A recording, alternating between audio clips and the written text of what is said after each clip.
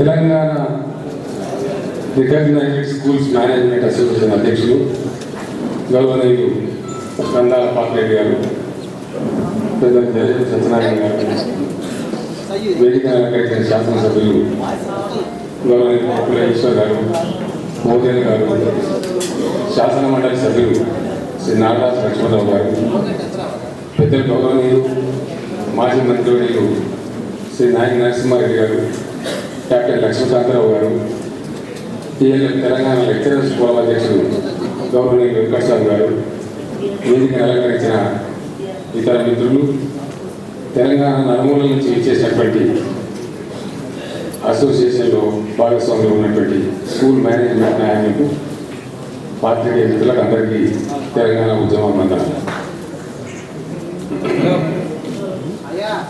అన్ని రంగాలను దెబ్బతీసినట్టే విద్యారంగంలో కూడా వలస పాలకులు ఏ విధంగా ఉన్నారో నాకంటే ఎక్కువ మీకు తెలుసు. ఇక్కడ ప్రైవేట్ స్కూళ్ళు, ప్రైవేట్ కాలేజీలను దెబ్బకొట్టడానికి వాళ్ళు పన్నిన పన్నాగాలు చేసిన కుట్రలు ఏమేమి జరిగిందో మీరు దానికి ప్రత్యక్షమైన కారణం కాబట్టి మీకు నేను ప్రత్యేకంగా చెప్పాల్సిన అవసరం లేదు. వీటన్నిటికీ పరిష్కారం, ఈ సమస్యలకు పరిష్కారం ఏంటంటే ఒకటి తెలంగాణ రాష్ట్రం.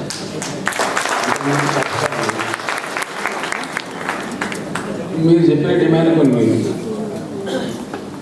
కొన్ని విషయాలు మాట్లాడాలంటే బాధ అవుతుంది, సిగ్గు కూడా పోతుంది. ఇప్పుడు ఫైర్ ఎక్విప్మెంట్ పెట్టాలని మీరు అంటారు. నేను ముఖ్యమంత్రి కిరణ్ కుమార్ గారిని అడుగుతున్నాను, గవర్నమెంట్ పాఠశాలలో ఎక్కడైనా మీ ఫైర్ ఎక్విప్మెంట్ ఉండాలి? మీ ఒక్క ప్రభుత్వ పాఠశాల ఈ రాష్ట్రంలో. మరి సర్కారు నీకే నిబంధనకి ప్రైవేట్ స్కూల్లో ఎక్కడ ఉంటుంది? ఎంత ఇల్లాజికల్ అంటే సిస్టమేటిక్గా ఇక్కడ హైదరాబాద్లో కూర్చుండే పెద్దలు దాని మీద ఛార్జీలు ₹1,00,000 పెంచి పరిస్థితి. కరెంటు బిల్లు కమర్షియల్ కట్టాలంటే 5 ఎకరాల భూమి ఉండాలంటే నీ మొత్తం ప్రైవేట్ స్కూల్ నీ ప్రభుత్వ పాఠశాలకు ఉన్నాయి 5 ఎకరాల భూమి. గవర్నమెంట్గా మీకు వర్తించిన నిబంధన ఈ ప్రైవేట్ వాళ్ళకి ఎట్లా వర్తిస్తుంది? ఇలా ఈ ప్రైవేట్ పాఠశాలను పెట్టుకున్న వాళ్ళు సెల్ఫ్ ఎంప్లాయిడ్ పీపుల్, 4 గ్రాడ్యుయేట్లు 10 మంది నిరుద్యోగ యువకులు కలిసి తలా కొంత డబ్బు అప్పో సప్పో చేసి ఒక ఇన్స్టిట్యూట్ పెట్టుకొని బ్రతకాలని చెప్పి ప్రయత్నం చేస్తున్నారు. వాళ్ళతో పాటు ఇంకో 30 మందికో 40 మందికో 50 మందికో ఉపాధి కల్పిస్తుంది. ఇటు విద్యను చెప్పే సామాజిక బాధ్యత నెరవేరుస్తూనే నిరుద్యోగ యువకులకు దాదాపు 3 లక్షల మంది కంటే ఇస్తుందా ఈ గవర్నమెంట్ మీకు 3 లక్షల మందికి ఉద్యోగాలు? ఇంత మంచి సోషల్ వర్క్ చేస్తున్నటువంటి వాళ్ళను కొంచెం భుజం తట్టి మంచిగా ముందుకు నడిపించి ఇక మీరు మంచిగా పని చేయండి దయచేసి. మేము చేయాల్సిన బాధ్యత మీరు చేస్తున్నారు. మీకు ఏమైనా ప్రోత్సాహకాలు ఏం కావాలో అడగండి అని చెప్పాలి, అది ధర్మం. కానీ ఉంటా ఎటువంటి తట్టు పెంచి ₹1,00,000 5-6 లక్షల ఖర్చు ఫైర్ ఎక్విప్మెంట్ పెట్టాలి. వీళ్ళు బెటర్ కూర అయ్యేది కాదు, సచ్చింది కాదు. నడవడం ఎవడో వత్తడు చెకింగ్ చేస్తాడు, లేదు మనకి ఇంకా జేబులు డబ్బులు వేసుకొని పోతాడు. డబ్బులు అంతే కదా, ప్రాక్టికల్ జరిగేది అదే. గద్దరు వీళ్ళని వేధించుకొని తినడానికి ఉపయోగపడుతుంది. జరిగే యాక్చువల్ ప్రాక్టికల్ జరుగుతున్నది అదే. నేను ఒకటే మాట ప్రారంభం చేస్తా ఉన్నాను. రేపు తెలంగాణ రాష్ట్రంలో మీరు అడిగింది అన్ని 100% అమలు చేయించే బాధ్యత నాకు.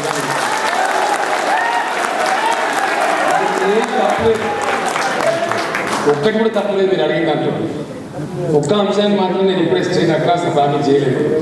ఎందుకంటే నేను చేస్తే 100% దాన్ని అమలు చేయాలి, మాట మీరు ఉండాలి పరిస్థితి. మీరు ఏదో కొత్తగా ల్యాండ్ అక్వైర్ చేసి ఇవ్వాలన్నారు, కంపల్సరీ చేసేయచ్చు. ఏ స్కూల్ భవనాలు కట్టుకోవడానికి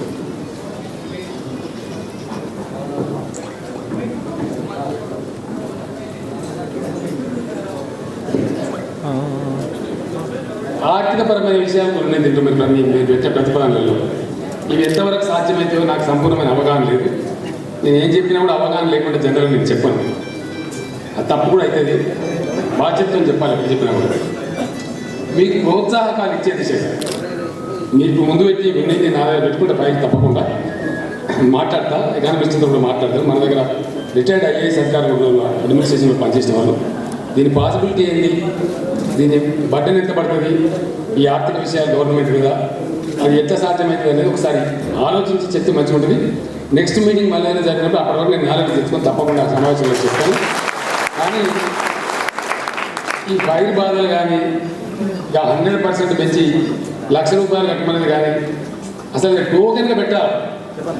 ఒక 5,000 1000 ప్యానల్ మీద ఉండడానికి, ప్రభుత్వం యొక్క లిస్టులో ఉండడానికి ఒక టోకెన్ పెట్టాలి తప్ప దాని 100% ₹1,00,000 నుంచి 5,000 10,000 చేసేద్దాం. అందులో డౌటే లేదు. ఈ ఫైర్ ఎక్విప్మెంట్ ఈ గొడవలన్నీ లేకుండా చేసుకుందాం. రెండవది, విద్యుత్ శక్తి ఛార్జీలు ఏవైతే ఉన్నాయో కమర్షియల్ నుంచి మామూలు ఛార్జీలు మీరు ఓటున ఛార్జీలు చేయించి ఇంకా కూడా నెక్స్ట్ మీటింగ్లో కలిసినప్పుడు ఒక చిన్న మీటింగ్ పాపిరెడ్డి గారితో జలజం గారితో పెద్దలతో నేను మాట్లాడతాను. మరొకసారి మాట్లాడినప్పుడు ప్రోత్సాహకాలు ఏమిస్తే బాగుంటుంది, ఎట్టెట్లిస్తే బాగుంటుంది. ఎందుకంటే రేపైనా ఉండాల్సిందే 100%. ఇంకొకటి ఏంటంటే కార్పొరేట్ వాళ్ళు ఎవరైతే మనల్ని గమనించాలని వచ్చారో వాళ్ళు అస్సలు రాకుండా, ఎక్కడ కూడా వాళ్ళకి పర్మిషన్ లేకుండా, ఈ గోల్స్ పాఠశాల లేకుండా 100% ఆ స్టెప్స్లో మనం తీసుకున్నాం. రేపు విద్యారంగం అంతా కూడా మన చేతిలోకి రావాలి. అన్నీ పోయినాయి. ఒకసారి ఏమైందంటే అది ఎందుకోలేదు, గౌతమ ఉన్నది ఒకటి సంస్థ దేవరపల్లికి వచ్చి పెట్టమని వచ్చింది. గౌతమ్ మోడల్ స్కూల్స్ కరీంనగర్ జిల్లాలో 300 పెట్టమని వచ్చింది. వచ్చిన బస్సులో కాలగొడుతున్నారు. దేవరపల్లి వచ్చినప్పుడు నాకు మనవులు కలిసి అడిగింది, ఏం చేయాలన్నా ఇట్లా సంగతి అంటే దుఃఖం వస్తుంది అన్నట్టు. మనగడ్డ మీద మనము ఉద్యోగం ఇవ్వకపోతే, నదులో నీళ్లు కొట్టకపోతే, కనీసం బడి పెట్టుకొని బతుకుతామని కూడా బతకని కదా. మరి మేము ఎక్కడ బతకాలి? మరి అన్ని కబలిస్తుంటే నేను అన్నయ్య ప్లేట్లు పెట్టుకుని అన్నమే గుంజుకొని పోతుంటే మరి ఉండాలా మనం కూర్చొని కరెక్ట్ కాదు, తన్నులా వరుస అని చెప్పి అయితే ఒక కేసు కదా. మరి ఏం చేద్దాం? ఒక కేసు అయితే ఆ కేసు అయినా మంచిది కానీ దంచుకొని వచ్చేది దేవుడు కూడా దంచి ఎరుకోవాలి. కరీంనగర్లో మళ్ళీ వాళ్ళు ఎంత ఇది ఉంటారంటే బాధ కలుగుతుంది. నేను కేంద్రంలో మంత్రి పదవికి రాజీనామా చేసి ఆ జంతర్ మంతర్లో దీక్ష కూర్చున్నాను. ఆ టైంలో అక్కడక్కడ ఆవేశం ఉన్న పిల్లలు, ఈ గౌతమ్ స్కూల్ అంటే ముందే మనసులో కోపం ఉంది కాబట్టి సిద్దిపేట ఆయన రాత్రి బస్సుకాల పెట్టేసి ఎంత హుషారంతో వాళ్ళని. అదే మనమైతే పదాలు మొత్తుకుంటాం. దొంగకు తెలియట్టినట్టు కనీసం ఆ బస్సును తెల్లారక ముందే మాయం చేశారు. అక్కడి నుంచి పోలీస్ కంప్లైంట్ కూడా ఇవ్వలేదు. కారణమైంది ఈ మెసేజ్ తెలంగాణ అంతా ఉంటుంది, అంతరం కూడా ఇవ్వకరైంది అని చెప్పి అది బయటకు రాని. దోపిడీ చేయడంలో కూడా ఎంత తెలివిగా దోపిడీ చేస్తున్న దానికి ఇట్లాంటి ఉదాహరణలు చాలా ఉన్నాయి. అందువల్ల పీడ మనకు వదిలిపోవాలంటే తెలంగాణ రాష్ట్రం వచ్చుడు ఒకటే మనకు కరెక్ట్. మీరంతా విద్యావంతులు, సమాజానికి విద్య నేర్పిస్తున్న పెద్దలు. ఒక్క మాట దయచేసి నేను మీ బిడ్డగా కోరుతున్నాను. ఈ సమయంలో పర్టికులర్లీ ఈ టైం చాలా తీవ్రంగా మనందరం కూడా ఆలోచించాల్సిన అవసరం ఉంది. ఎట్టి పరిస్థితులలో ఇప్పుడు తెలంగాణ రాష్ట్రం సాధించి తీరాలి. అది ఏమైనా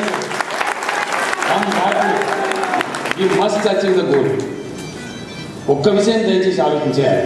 అది ఎప్పుడు మన మనసులో మెదులుతున్నారు. మనం ఇంత ఉద్యమం జరిగింది. ఏదైనా పొరపాటు, ఏమరపాటు, ఒకవేళ ఉద్యమం విజిలెంట్ అయ్యి మనం తెలంగాణ రాకపోతే ఎట్లుంటాయి మన బతులు? ఇంకా బతకనిస్తారు మనకి? పాతాళలోకానికి ఉత్తరం మనకి ఏ రంగంలో కూడా మిగిలినవి. అంటే ఏది ఏమైనా సరే తెలంగాణ రాష్ట్రం వచ్చి తీరాలంటే అది రావడంలోనే మనకు అన్ని పరిష్కారాలు. ఇప్పుడు తేటపడ్డ తెలంగాణ సమాజం 11 సంవత్సరాల నాటి పిడికిలు ఎత్తిన నేను ఒకటే వాయిస్. నేను పెద్ద నరసింహారెడ్డి గారు అంతా ఒక పిడికెడు మంది బయలుదేరి చాలామంది నన్ను అడిగేది, అన్న ఎటు పోతుంది ఏ సంగతి అంటే నేను చెప్పిన, మనకు నిజాయితీ ఉంటే, మనకు ధైర్యం ఉంటే, మనకు మడమ తిప్పినటువంటి పట్టుదల ఉంటే ఒక టైం వస్తుంది, ఒక సమయం వస్తుంది. యావత్తు తెలంగాణ ఒక పక్కకే నిల్చుంటే నా తెలంగాణ నాకు కావాలని చెప్పి గీత గీస్తుందని చెప్పిన నేను. ఇప్పుడు కరెక్ట్గా ఆ తెలంగాణ తయారైంది. 100% ఇప్పుడు అందరికి అర్థమైంది విషయం ఏంటంటే, అన్ని రంగాల్లో ఉన్న వాళ్ళకి అర్థమైంది ఒకనాడు నేను ఒక్కనే ఉపన్యాసకుని. ఇవాళ తెలంగాణలో ఎవరు కలిగించినా ఎందుకు కావాలి బిడ్డ నీకు తెలంగాణ అంటే ఆ తెలంగాణ చెప్పి ఉపన్యాసం చెప్తారు. అంత అద్భుతంగా తయారైపోతున్న తెలంగాణ.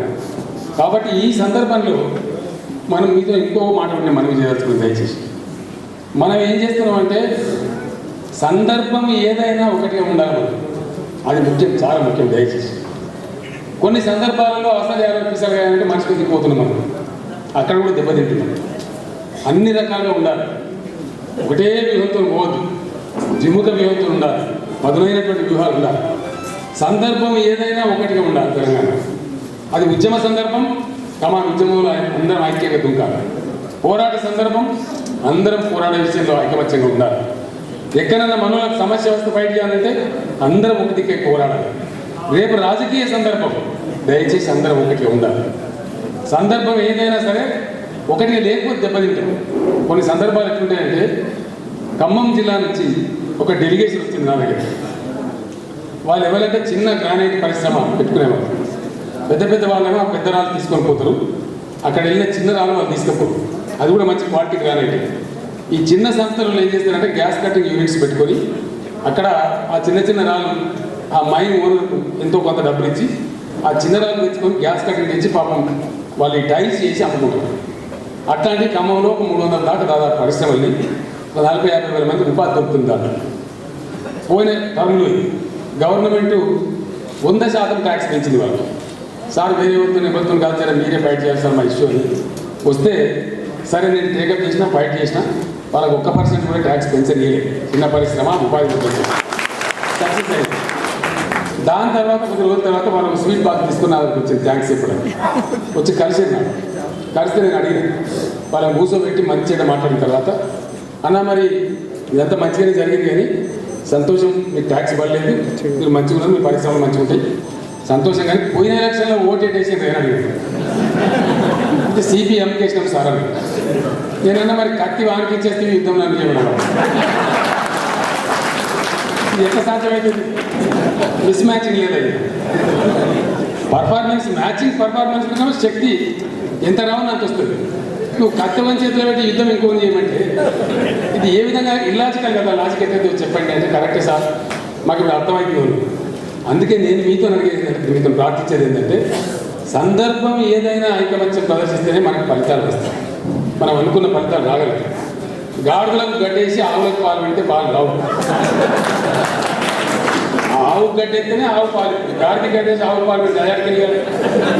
కాబట్టి సందర్భం ఏదైనా సరే దయచేసి ఐకమత్యంగా ఉండాలి. రేపు తెలంగాణకు అదే అవసరం.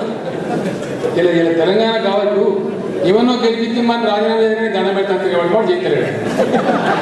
అంతే కదా. అది ఏం గతి మనది? గెలిపించినాడు ఏమైనా పడవ గెలిపించింది, సీరియస్గా తీసుకోలేదు, గెలిపిస్తుంది. ఇప్పుడు వాడు గడకి కూర్చున్నాడు. తెలంగాణ కోసం అక్కర్నంగా నాయన రాజీనామా చేయబట్టి చేయదు. మనం చూస్తున్నాం కదా చరిత్ర. ఇప్పుడు చీతు అని ముఖం మీద ఉమ్మేస్తే కూడా చేసే పరిస్థితి లేదు. జనమంతా డిమాండ్ చేస్తుంటే కూడా చేసే పరిస్థితి లేదు. కాబట్టి అందుకే నేను ఏం కోరుతున్నాను, మీతో దయచేసి మీరంతా విజ్ఞానవంతులు కాబట్టి ఆలోచించగలుగుతారు కాబట్టి విషయం మీ వరకే ఉండదు. మీరు ఇంకో అనేక మందికి మీరు చెప్పగలుగుతారు, మీ విద్యార్థుల పేరెంట్స్కి చెప్పగలుగుతారు, మీ విద్యార్థులకు చెప్పగలుగుతారు. సమాజంలో ఈ విషయాన్ని బాగా తీసుకుపోవడంలో మీరు పెద్ద పాత్ర వహించగలుగుతారు. అన్ని జిల్లాలలో ఉన్నారు మనం, ఒక దగ్గర కాదు, అన్ని తాలూకా సెంటర్లలో, అన్ని మండల సెంటర్లలో, అన్ని గ్రామాలలో కూడా మీ పాత్ర ఉంది. నాకున్న అసెస్మెంట్ ప్రకారం 20,000 అండ్ ఎబో ఉంది. చిన్నవి కూడా కనుక్కుంటే 20,000 పైచీలకు పాఠశాలలు ఇలా తెలంగాణ బిడ్డల చేతుల్లో తెలంగాణ వ్యాప్తంగా ఉంది. దీన్ని అంతా కూడా మనం ఇప్పుడు కాపాడుకోవాలి. ఫైట్ చేసి ఈ కార్పొరేట్ గద్దలు వచ్చినప్పుడు ఐకమత్యంగా ఫైట్ చేయాలి. మీరు కొట్టాలంటే మాకు అప్పే చెప్పాలి. ఆ సంగతి ఎవడన్నా వచ్చిందంటే మీరు మాకు టెలిఫోన్ చేసి తెలంగాణ బాబు చెప్తే ఆ సంగతి మీరు చూసుకోండి. ఇంకా దానికి మేము కొట్లాడు, మీరు కొట్లాడితే ఏమంటారు వాడు, మీకు మంచిగా చెప్పరాదు నేను చెప్పించినట్టు అందుకు మాత్రం పోటీ పడలేక మమ్మల్ని కొడతాను మీరు ఉంటారు, ఉల్టా తిరుగుతారు, మనకి బదనామం వస్తుంది. కాబట్టి ఆ పని మీరు చేయకుండా మా ఉపాధిని ముస్తానో కొడతామని చెప్పి మేము కొట్లాడటం, మనకి టీఆర్ఎస్ అనేది ఉంది కదా ఎక్కడికక్కడ, వాళ్ళు పోతారు యుద్ధానికి. ఫైటింగ్ ఉంటే వాళ్ళు చూసుకుంటారు. కాబట్టి సమాచారం ఇస్తే చాలు, మాకు కొద్దిపాటి సమాచారం చేరవేస్తే ఆ పని ఎందుకు మేము చూస్తాం. వాళ్ళు రాకుండా మనల్ని కమ్మేయకుండా కాపాడుకుంటూనే రేపు తెలంగాణ రాష్ట్రం వచ్చిన తర్వాత డెఫినెట్గా దీన్ని అంతా కూడా మీరు చేయాల్సిన అవసరం ఉంటుంది. మీరు ఇంకో మాట చెప్పిండు, నాకు ఇంకో ఆలోచన కూడా ఉంది. ఏంటంటే నాకు సొంత అనుభవం ఉంది. నా కొడుకు ఎంఎస్సి మైక్రోబయాలజీ పాస్ అయ్యొచ్చు, పూనాలో చేసి సమ్మర్ వెకేషన్ అయిపోతాను. నేనే అడిగినాను, ఏమైనా నువ్వు ఏం చేస్తావు, భర్త ఏం చేయాలనుకుంటే మీకు ఏమైనా ఐడియా ఉందా అని అడిగాను. మీరేమైనా అనుకుంటున్నా అంటే నేను చెప్పి నువ్వు బాగానే హుషారున్నావు కదా, సివిల్ ఎగ్జామ్స్ రాయరాదు, ఏదో ఒకటి ఐఏఎస్ ఐపీఎస్ వస్తుంది రాయి అని చెప్పింది. నేను ఆ థర్డ్ క్లాస్ ఉద్యోగం నేను చేయాలి. నేను ఎక్కడ పంచాయతీ ఐఏఎస్ ఐపీఎస్ అంటే వాడు ఆకాశం మీద వచ్చింది వాళ్ళు అనుకుంటాడు. నువ్వేమో థర్డ్ క్లాస్ ఉద్యోగం ఉండవు, ఇదేం కదా అంటే ఇది నా సొంతం నిర్ణయం, నా సొంతం వాయిస్ కాదు, ఇది మా జనరేషన్, ఇది మా తరం యొక్క వాయిస్ అని చెప్పింది. మరి ఏం చేస్తావు అని అడిగి నాకు అప్లై చేసుకున్న అమెరికాలో 11 యూనివర్సిటీలలో నాకు స్టూడెంట్షిప్తో సహా సీట్ వచ్చింది. నాకు ఆల్రెడీ వెళ్ళేదానికి నాకు 1,38,000 ఖర్చు వస్తుంది. ఆడికి పోయిన తర్వాత నాకు స్కాలర్షిప్ వస్తుంది కాబట్టి మీకు ఫర్దర్ డబ్బులు కూడా ఇచ్చాకర్లేదు, అంత పూర్తిగా డబ్బు ఇస్తే నేను అమెరికా పోతాను, ఎంబీఏ చేస్తాను అని చెప్పి. నేనన్నా I have no right to stop you, నీకు అంత డైనమిజం ఉంది, నేను గ్లోబల్ లెవెల్లో కంప్లీట్ చేస్తానని చెప్తున్నప్పుడు నువ్వు వెళ్ళిపోని చెప్పి డబ్బులు ఇచ్చి పంపించింది. ఆ పిల్లోడు పోయిండు, ఎంబీఏ పాస్ అయ్యాడు, జాబ్ చేసిండు, మంచిగా నెలకు 4 లక్షల రూపాయల శాలరీ వస్తుంది, అద్భుతంగా పిల్లగాడు అనుకున్న టార్గెట్ పెట్టిండు.